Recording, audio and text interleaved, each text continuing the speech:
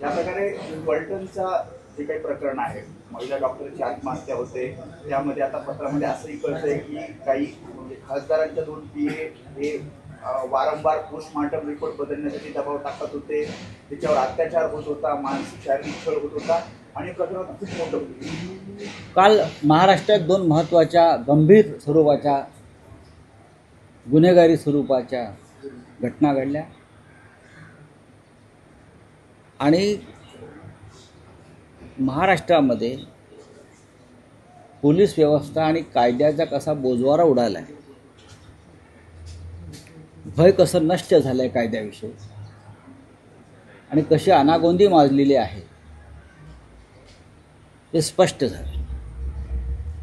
देवेंद्र फडणवीस यांच्याकडे गृह खातं आल्यापासून त्यांचं लक्ष गृह खातं, कायदा सुव्यवस्था, महिला सुरक्षा याच्याकडे नसून पूर्ण राजकारण, तेही विरोधी पक्षाच्या विरोधामध्ये काय कारस्थाना करता येईल आणि त्यासाठी पोलीस यंत्रणेचा कसा वापर करता येईल यातच त्याने संपूर्ण पोलीस खातं अडकवून ठेवल्यामुळे काल आपण 2 घटना पाहिल्या. फलटणमध्ये सरकारी रुग्णालयातल्या एका महिला डॉक्टरनं आत्महत्या केली.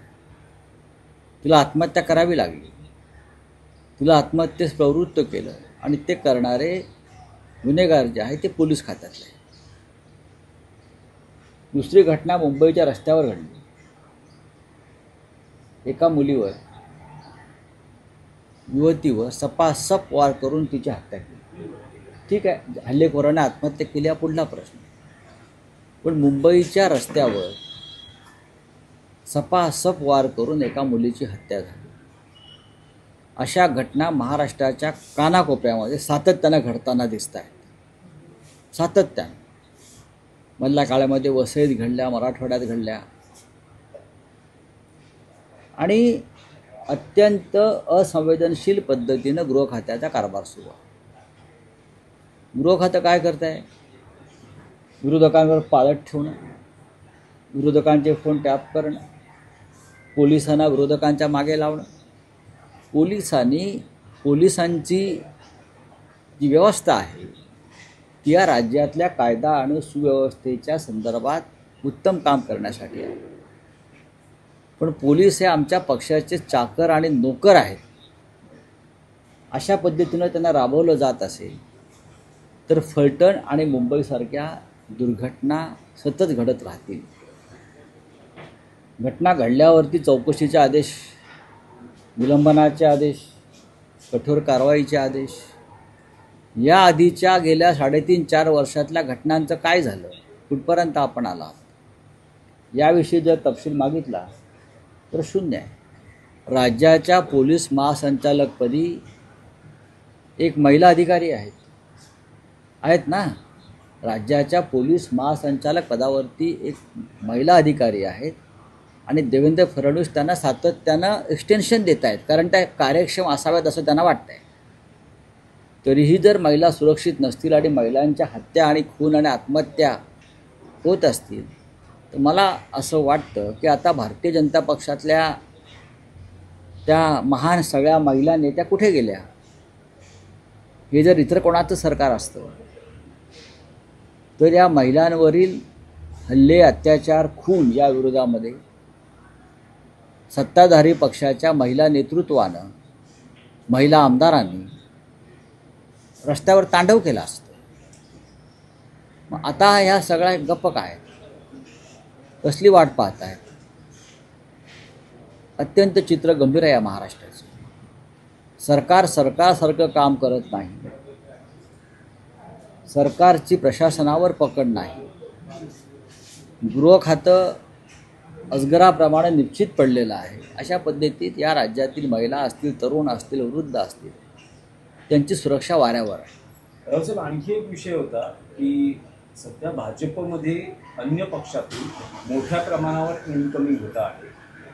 मात्र जुन्या कार्यकर्त्यांकडे लक्ष द्या, नाहीतर जेवढ्या जोराने वाढलो तेवढ्याच जोराने खाली आल्याशिवाय राहणार नाही, असं स्वतः भाजपचे केंद्रीय नेते नितीन गडकरी म्हणत आहेत. नितीन गडकरींनी आपल्या पक्षातल्याच नेत्यांचे कान टोचल्याचं म्हटलं जातं. नितीन गडकरी हे कायम कान टोचण्याच्या भूमिकेत असतात. नितीन गडकरींची जर गेल्या काही काळातली वक्तव्य भाषणं ऐकली तर त्यांनी कानच टोचण्याचा कार्यक्रम हाती घेतलेला आहे, उपक्रम. पण त्यांच्या कान टोचण्याचा काही उपयोग होतोय का हे पाहायला पाहिजे. महाराष्ट्रामध्ये नव्हे तर देशभरामध्ये जो भारतीय जनता पक्ष आहे तो मूळ भारतीय जनता पक्ष नसून तो डुप्लिकेट सुजलेला फुगलेला भारतीय जनता पक्ष आहे. भारतीय जनता पक्षातले आजचे आमदार 60% आमदार हे बाहेरून आलेले आहेत, 60-65%. भारतीय जनता पक्षातले जे प्रमुख पदाधिकारी आहेत, जे स्वतःला नेते म्हणून मिरवतात, हे कधी काळी भारतीय जनता पक्षाच्या विरोधात काम करणारे लोक होते. त्यांना भारतीय जनता पक्षाची विचारधारा काय माहिती आहे. जे कालपर्यंत हाफ चड्डीवर संघाच्या घाणेरड्या शब्दात टीका करत होते, आज ती संघाच्या चड्ड्या घालून संचलनात सामील होताना जेव्हा पाहतो तेव्हा लोक हसतात, लोकांना गंमत वाटते, लोक त्याचा मजा घेतात. भारतीय जनता पक्षामध्ये आज त्यांच्या स्वतःचे असे 20%च लोक आहेत आणि बाकी सगळे बाहेरून आलेले हौसे नवसे गवसे आहेत. त्याच्यामुळे नितीन गडकरी यांच्यासारख्या जुन्या जाणत्या भारतीय जनता पक्षाच्या नेत्यांची वेदना ही खरी आहे. राऊतसाहेब, मुंबई महापालिकेसाठी भाजपाने 150+चा नारा दिलाय आणि अशाच वेळी एकनाथ शिंदे दिल्लीमध्ये रवाना. बघा, मला असं वाटतं त्यांचा जो आत्मविश्वास आहे तो पाहता भारतीय जनता पक्ष 150+चा नारा देईल, एकनाथ शिंदे गट 120चा नारा देईल आणि अजित पवार किमान 100 जागा मुंबईत जिंकतील, असं एकंदरीत त्यांचा आत्मविश्वास दिसतो. आणि मग आम्हाला सगळ्यांना राजकारण संन्यास घेऊन हरिहरी करत केदारनाथला जावं लागेल. जी गुफा आहे मोदींची तिथे आम्हाला जाऊन बसावं लागेल, कारण 150 120 बरं का. आणि आता अबकी बारवाले पियुष पांडे राहिलेले नाहीत, त्याच्यामुळे त्यांच्या आता अबकी बार मोदी सरकार, अबकी बार फडणवीस सरकार अशा घोषणा कोण लिहिणार. भारतीय जनता पक्षानं कितीही गर्जना केल्या तरी मुंबईमध्ये ठाकरे बंधूंचाच महापौर होईल, हे लक्षात घ्या. ह्याच्यामध्ये आता दुमत असण्याचं कारण नाही. हे जे आता बोलत आहेत हा त्यांचं वरवरचं अवसान आहे, उष्ण अवसान आहे. मुंबईमध्ये ज्या पद्धतीचं वातावरण आहे, मुंबई ठाण्यामध्ये भाजपा आणि मिंदे गटाला पराभव स्पष्ट दिसतो. राऊतसाहेब, तुम्ही परवाच्या दिवशी म्हणाला ठाण्यात 70 पार होते, तर मुंबईत तुमचं टार्गेट काय आहे? आमचा महापौर होईल म्हणजे आमचं टार्गेट पूर्ण आहे.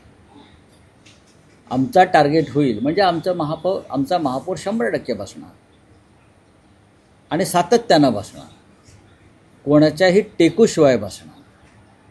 मुंबईमध्ये ठाकरे बंधू म्हणजे महाराष्ट्र नवनिर्माण सेना आणि मुख्य शिवसेना याशिवाय आमचे सर्व सहकारी पक्ष असे एकत्र येऊन आम्ही 55 ते 60% मतं घेतो आहे. हा आकडा लिहून ठेवा. नाही राऊतसाहेब, एक तुमचं विधान लक्षवेधी आहे की तुम्ही असं म्हणताय की कोणाच्याही टेकूशिवाय होणार. हा म्हणजे काय समजायचं? म्हणजे आमची जी आघाडी आहे आम्हाला पूर्ण बहुमत मिळेल. आम्हाला बहुमतासाठी जे भारतीय जनता पक्षाला करावं लागतं, तोडातोडी फोडाफोडी माणसं विकत घेणं, ते करावं लागणार नाही.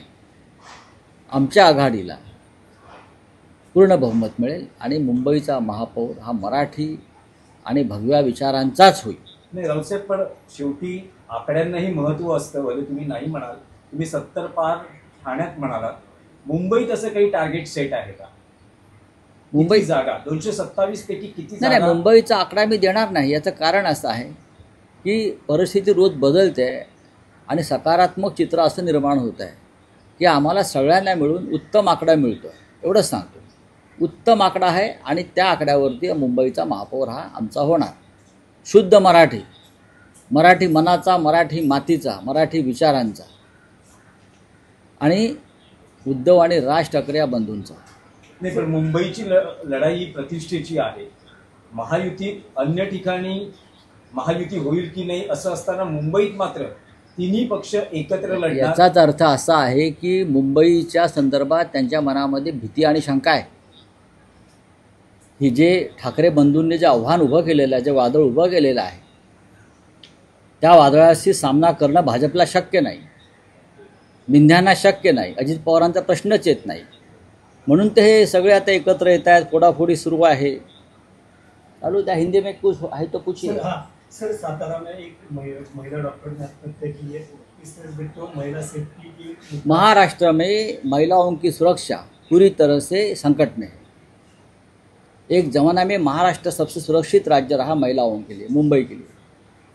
कल अगर ये घटना पश्चिम बंगाल में होती, अगर ये घटना केरल में होती, अगर ये घटना कर्नाटक में होती, अगर ये घटना हिमाचल प्रदेश में होती, तो भारतीय जनता पार्टी पूरे देश भर में इस प्रकार से हंगामा करती कि इतना बड़ा संकट महिलाओं पर आ गया है. लेकिन कल मुंबई में एक लड़की के ऊपर भर सड़क पर हमला हुआ, उसकी हत्या हुई.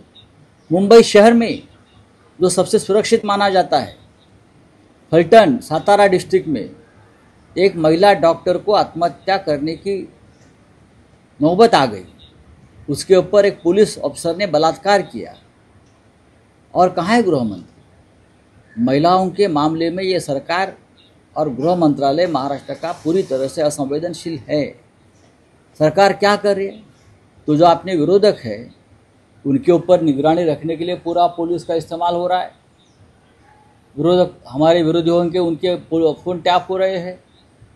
हाँ, राजनीतिक दल तोड़ने फोड़ने के लिए पुलिस का इस्तेमाल हो रहा है. लेकिन महिलाओं की सुरक्षा सड़क पर है, हवा में है. 2 महिलाओं की हत्या एक दिन होती है. और कहाँ है हमारे गृह मंत्री देवेंद्र फडणवीस जी? कहाँ है लाडली बहन? क्या वो लाडली बहन नहीं है जिनकी हत्या हुई? हाँ, ठीक है, चलिए, thank you. Sir Eknath Shinde ने दिल्ली विजिट कर रहे, अमित शाह से मुलाकात करने वाले, क्योंकि भारतीय जनता पार्टी ने 1+150 का नारा दिया है. देखिए, बात ऐसी है, ये उनका इंटरनल मामला है. अमित शाह उनके पार्टी के प्रमुख है. एकनाथ शिंदे की जो पार्टी है उसके पार्टी के चीफ अमित शाह है. तो भागकर उनके पास ही जाएंगे ना. नाम की शिवसेना है, जो शिवसेना उनको अमित शाह ने बना कर दी है. और बॉस दिल्ली में बैठे हैं उनके, अमित शाह बॉस है उनके, तो बॉस के चरणों में गए हो गए. महाराष्ट्र टुडे न्यूजला लाईक करा, सबस्क्राईब करा आणि शेअर करा. आणि हो, आपली प्रतिक्रिया कमेंट करून आम्हाला नक्की कळवा. धन्यवाद.